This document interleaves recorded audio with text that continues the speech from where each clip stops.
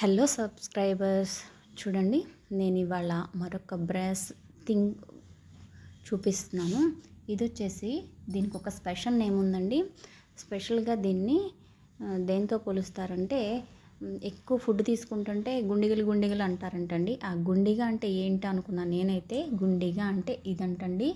దీని పేరు గుండిగా అంటారట, మా అత్తయ్య గారు చెప్పారు.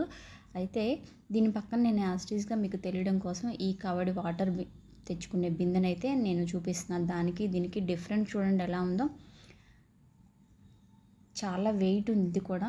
వీటన్నిటిని పాలిషింగ్ పెట్టించి ఒక కవర్ చేసి మరలా వాటిని ఒక క్లాత్లో పెట్టి ఉంచడం వలన షైనింగ్ పోలేదు. అలాగే పాలిషింగ్ కూడా చేపించి కొంచెం టైమే అయిందండి. 3-4 ఇయర్స్ అయింది అనుకుంటాను పాలిషింగ్ పెట్టించి. అయినా కూడా పాలిషింగ్ పోలేదు, ఎందుకంటే క్లాత్ కవర్ దీనికి ఉంది కాబట్టి.